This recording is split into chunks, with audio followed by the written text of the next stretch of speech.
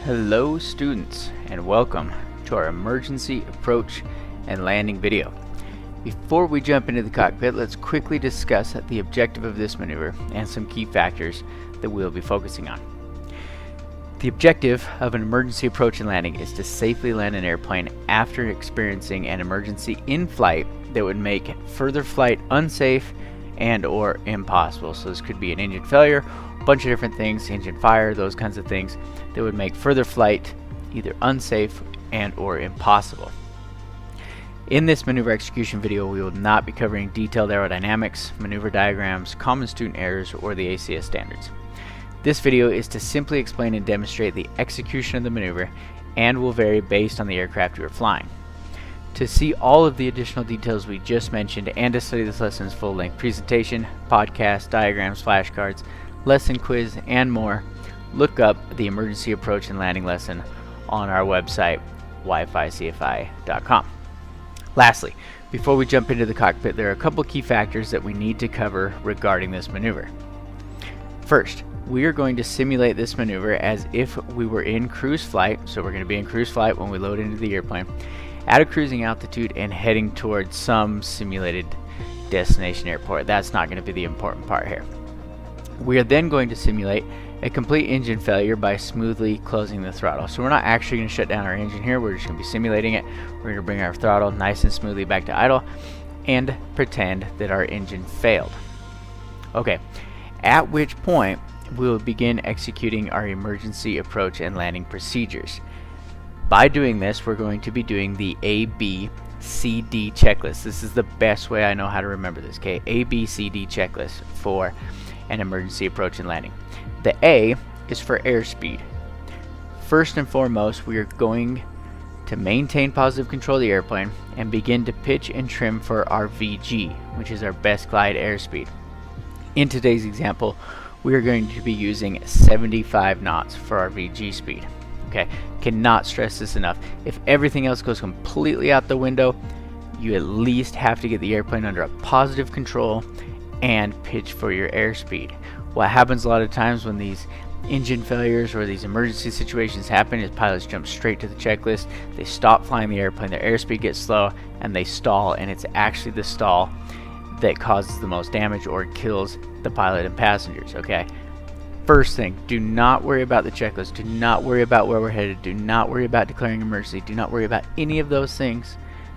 First, you always focus on your airspeed. That is the first thing, because once we get to our VG speed, that is going to give us the most time in the air to figure out a good plan and run checklists. Okay, so airspeed first, no ifs, ands, or buts about it.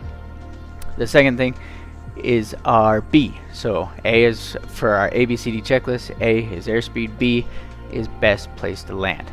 So once our airspeed is under control, we are going to select our landing destination. Now this may be a field, road, could be water, a riverbank, or if you're lucky enough, it could even be an airport.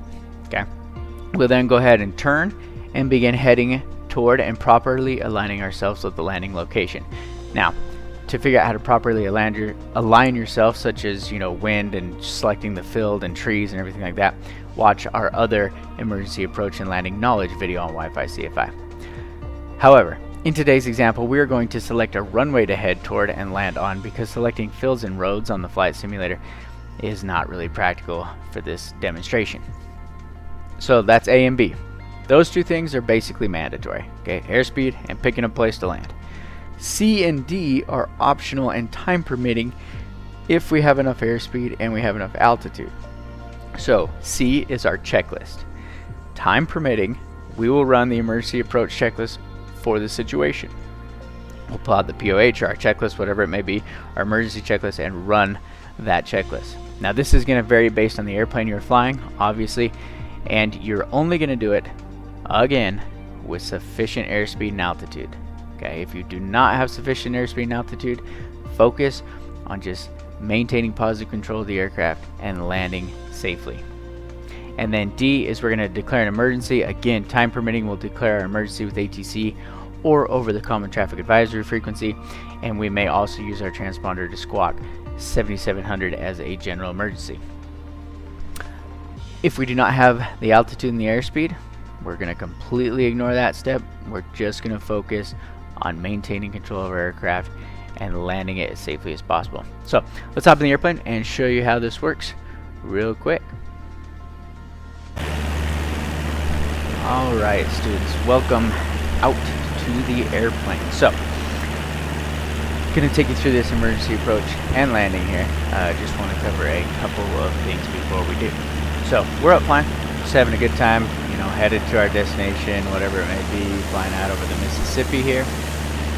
At our cruising altitude, we can hop in the cockpit and show you that, and I've got the autopilot on and it's paused right now, but cruising altitude like 4,000 feet, and we're just all set up for cruise. Now, I know in the pre-brief video that we were doing, I said that we're probably going to land on a runway, but we're going to take a stab at it on the sim. It's not as easy on the sim, I guess. It's a little bit trickier on the sim, probably even than real life, to get, like, pick out a good field and kind of make an approach to it. But we're going to give it a shot. So, we're flying along. We're going to have, like I said before, we're going to simulate an engine failure, and then we're going to go through our ABCDs. And we're going to pick out a field, head for it, and see if we can make a nice, safe emergency landing on that field. So I'll go ahead and unpause it, and we will keep moving. Flying along here, everything's looking pretty good. Once we kind of come out on our heading, we'll kick off the autopilot and go from there. Now, if you are flying with your autopilot on and you have an engine failure, you're going to want to kick off your autopilot, right? So that you can control the airplane, not get too slow and stall. Alright, so we're flying along here. We'll go ahead and kick off our autopilot master. I'm going to have to retrim the aircraft as I always do when I click off the autopilot. And we are going to simulate here an engine failure. So we're going to smoothly bring our throttle all the way back to idle and simulate that we've had a failure. Okay, not good. So remember, the A, first thing, let's not get ahead of ourselves here. Stay calm. The A is to pitch for our best glide airspeed. So we're going to be trimming for 75 knots for our VG. Okay? Not doing anything else right now. Not trying to jump to checklist, not trying to restart the engine. Nothing like that. Just getting trimmed out. Okay, that's looking good. The next thing is we're going to pick our best place to land. I see some fields off to the left, so I'm going to go ahead and start heading to the left. Once we get a little closer to the fields, we'll get lined up. Some things you want to know about the fields are you do want to land, if you can, with the headwind. If there is any wind direction, it's pretty much wind's calm today, so it's not going to matter. The other thing with fields is want to land with the rows. It's a bit safer than landing, you know, against the rows. If it's like rows cut into, like, you know, some kind of farmer's field or something like that. And yeah, trying to land with a headwind, we'll try to land as smooth and softly as we possibly can. So we're coming around here. Alright, I see this green field kind of off to our left here. So I'll show you, we're kind of almost on like a extended base for it, but we're going to land on the long skinny part of this field if we can. Now you can use flaps and landing gear if you want to. You don't need to. That's, you know, up to pilot discretion. I think I'll go ahead and extend some flaps here. But even if I do extend my flaps, remember I got to keep that best glide airspeed. Okay, next, if we had time, we'd go ahead and run our emergency checklist, right?